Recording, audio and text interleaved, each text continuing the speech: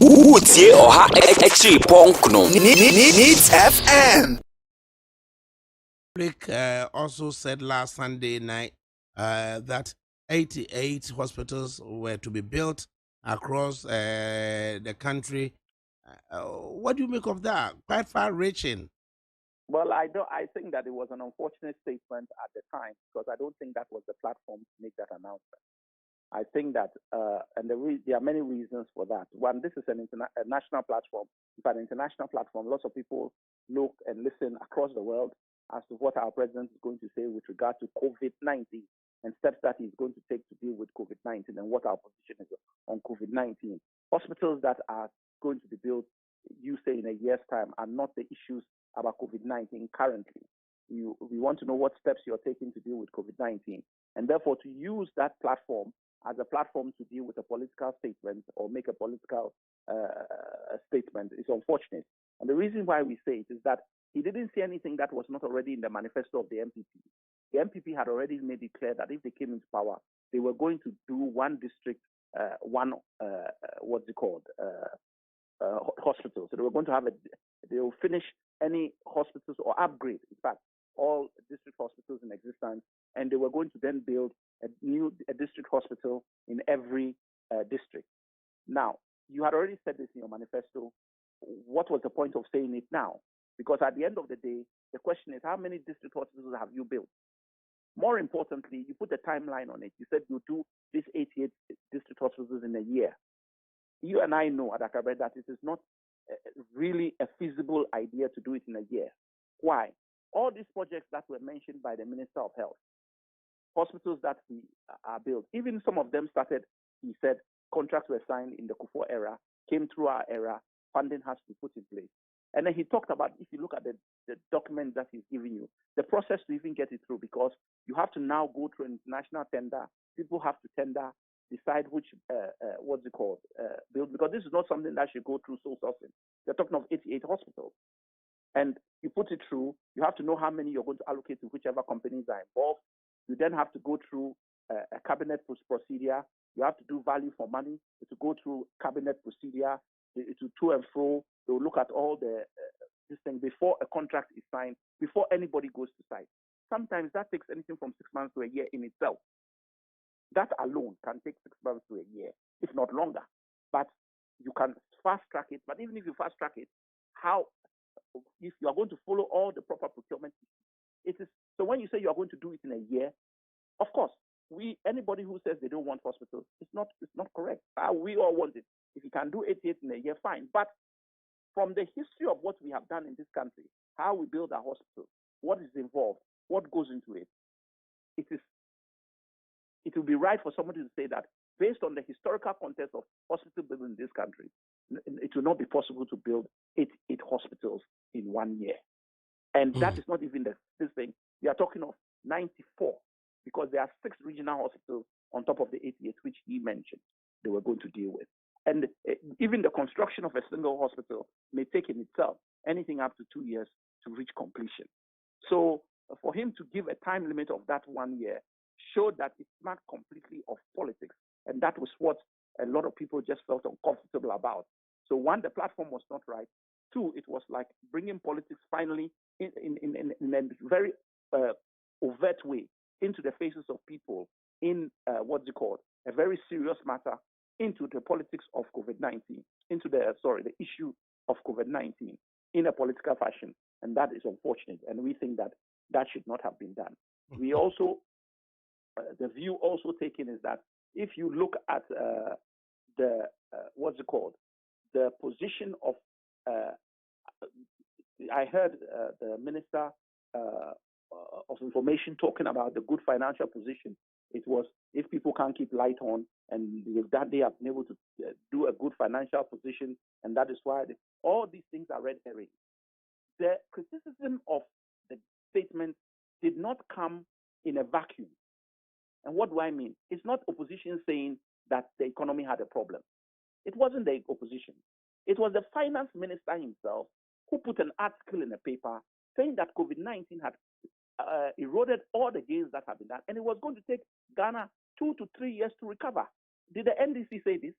It was was the same finance minister who said it. So if our finance minister has told us that there's a problem with the economy and there's a problem with issues, today you have to come and tell us that no, there's no problem, the economy is resilient, we've been able to keep up with it, blah, blah. Then answer your finance minister, don't answer us. Because your finance minister is the one who said it, nobody else. Are you with me? We follow the logic. So all these issues, when the what's it called? The COVID team, they are giving briefings on COVID, and your advisor to a president says that, oh, by the way, we have a trajectory. He's interviewed, and he says we expect 3 million Ghanaians, and they say, look, is this, you are asked in an interview, is this a Ghanaian projection or is it just a conjecture? And you say, no, it's a Ghanaian projection. And then the next day you have to come and explain it in a way that gives the impression as if an opposition has brought the issue up. It's wrong. Is the statements of government officials themselves that is creating problem for government. And yet when government in a case of the government advisor on health, the subsequent explanation had to do that he was never given the opportunity to fully table the points he wanted to raise about the international modeling that so was he also not given an opportunity when he was asked whether the people that are involved in the counting, there's double counting in it, and he said yes? These are the areas, if you get it inaccurate, the professionals may come at a point to set the record straight. So but you shouldn't get it inaccurate at the level he is. Why is he an advisor to the president on health? If you don't know something, just say, I'm not sure. It may be. Nkrumah will say, I don't have an answer to this question. Let's put it down. It may be the nature. If you are being interviewed, then no, Adakabe, I know you're trying to put out some form of debate, but it's not acceptable. But the point still remains that my interview with you, Alex Segbefia, is on the basis that I want to listen to Alex more than me interjecting. And there are other instances where certain professionals are not given the opportunity to fully make a point, and the media will just cut them in. In the end, they appear to have said something for which, on the face of it, if they have been fully responsive, they wouldn't have said so or wouldn't intend saying so. So let's leave it and come back to the two reasons you give us to the president's comments being unfortunate. One, the platform wasn't right, and two, given the timelines, it was quite not. He wasn't able to do so in the time frame. We do not believe that it is a justifiable point. Because it's not the first time the president has told us things and given us a timeline which has not been met. So the others come up with this point that when the president said he was going to come about with the free senior high school, there were the doubting Thomases, but he delivered. So just keep your calm and he will deliver. Do you agree to such suggestions? Not necessarily, because the free senior high school, part of the promise was that he was going to go and build 350 schools in 18 months, in the first 18 months of government. Atakabra, where are the schools? Do we go asking them? Well, I'm just asking you because maybe you know about it and I don't. And I don't know whether the government knows something that I don't know. So we know that if they have gone in 18 months, so now it's double the time. We are 3 years into government. Where are the 350 schools? That the reason why they are not even around is because we are doing a traffic light system on the senior high school. So you've implemented it, but there are issues with the implementation. And part of it is the lack of schools. And therefore, people have to go and sit at home for 4 months and so on and so forth. So it's a very difficult scenario we are in. We are grateful for free senior high school, but the implementation is a question mark. And that is why some of us thought it would be staggered and do it the way John Mahama was doing, where the day students, as a school is built and people go in as day students, they are allowed to have free senior high school to such time that the schools enough have been built, and then you go national. You decided to go national from day one. Fine. We have a traffic light system. You said in your manifesto that don't worry, 350 new schools will be built in 18 months. It was said, you heard it, it's clear. How many new schools have been built? We want to know. Right. Finally, Alex Segbefia, before you go, if we have to make a call for value for money, and then make a comparative analysis in the capital investment John Dramani Mahama made in the health infrastructure area, and Yes. that of the capital investment Nana Addo Dankwa have made in the education area, especially with that on the secondary school sector. What Yes. would be your take? I think that you have to have a balanced approach to the way you do things. You have a limited amount of funding, every country does, or at least in Africa, because the demands of your people can never be met in any singular year or 2 years or 3 years. So you gradually build on things that you put together. The Mahama-led administration, in fact, Mills Mahama-led administration, had in their main focus, health infrastructure. They felt that health infrastructure was a big issue and it affected a lot of our people, and that is where they would put the monies of Ghana into. Yes, we are aware of the need to actually deal with the constitutional requirements of free senior high school. Therefore, we will look at that as well, and we will build schools. And as we build more schools in the senior secondary, we will then begin to move gradually into free senior high school. But our main focus as we are doing that is also going to be on the health side. So let's deal with health infrastructure. And any of the quasi-government institutions, we will encourage them, if they are going to do corporate social responsibility or they want to invest their money in something, that they should do it in the health sector. So Bank of Ghana, if you want to spend your money, do it in health. Gapoha, if you want to spend your money, do it in health.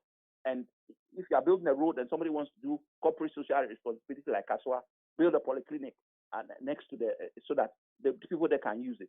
So health infrastructure, CHIPS compound in areas, converting the regional hospital in Ho into a teaching hospital so that more doctors can be trained and go into the rural areas.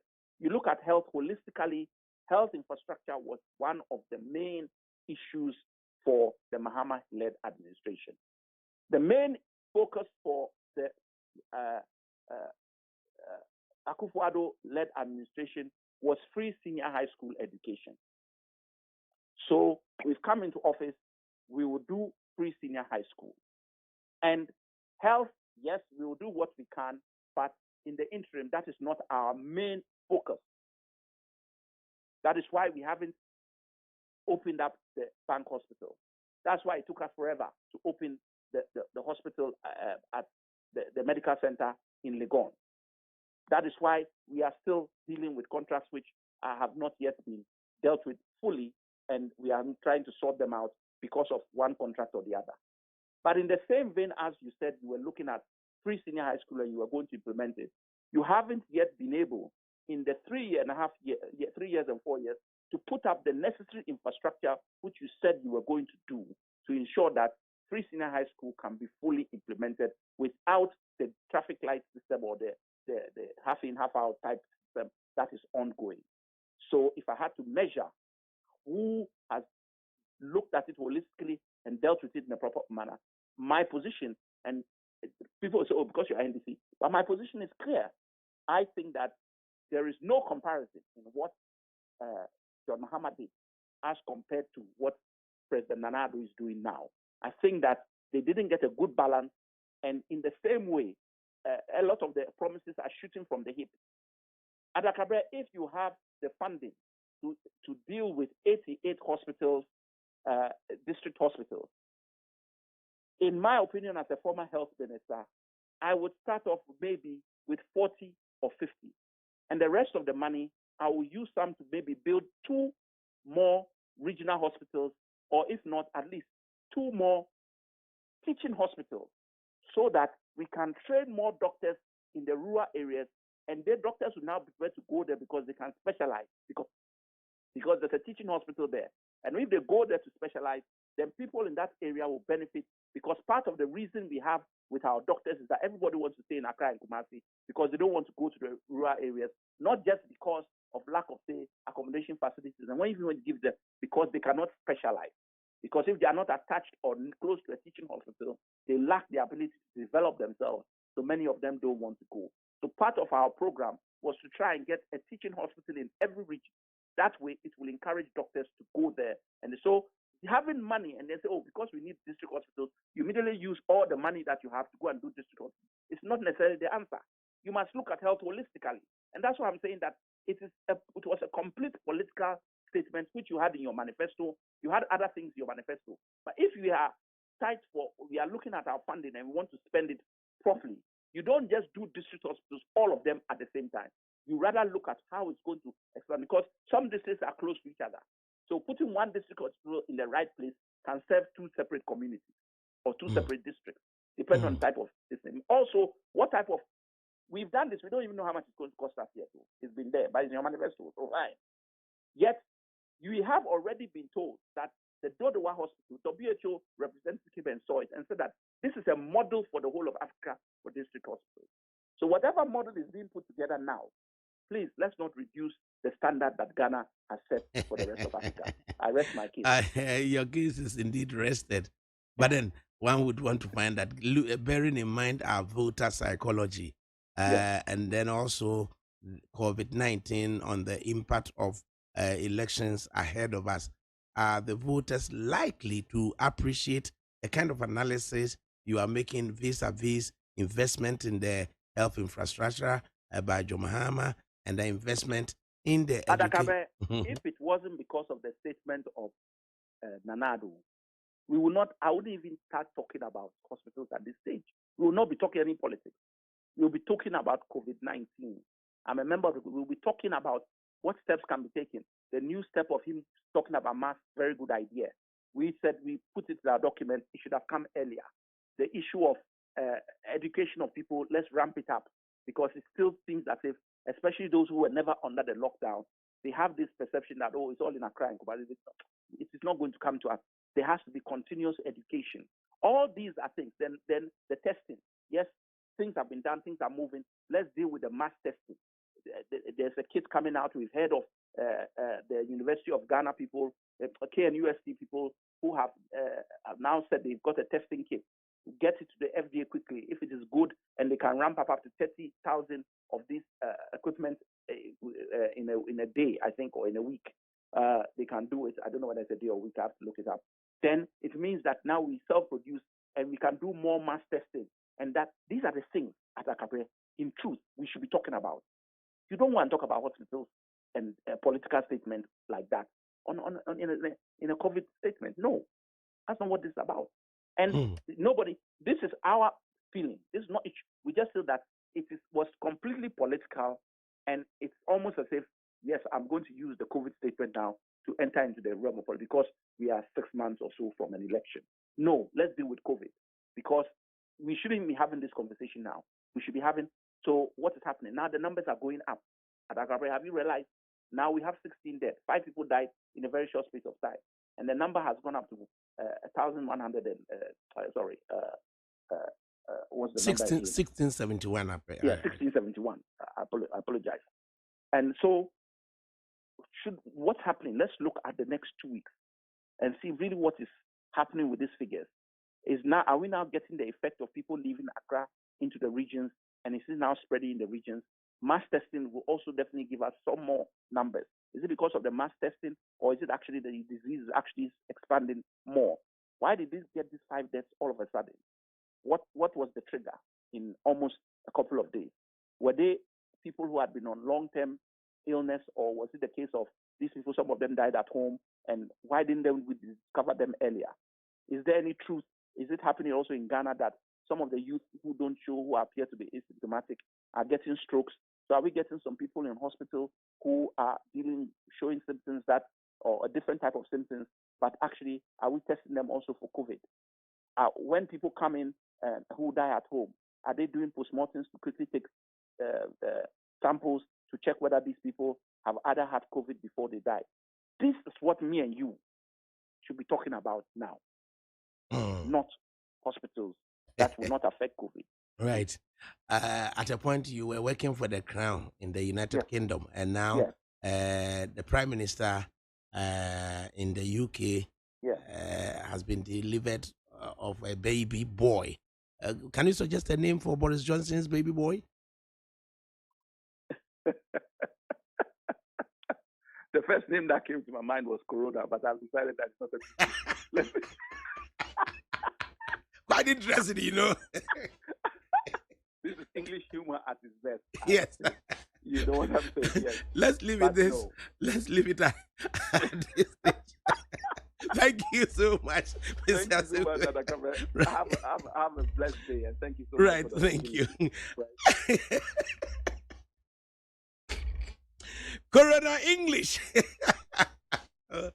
Okay. Indeed, yes, so you dear remember Boris Johnson, Babe Mano, I won't say, you know. Now, yeah, which me a prayer was 0302 243540.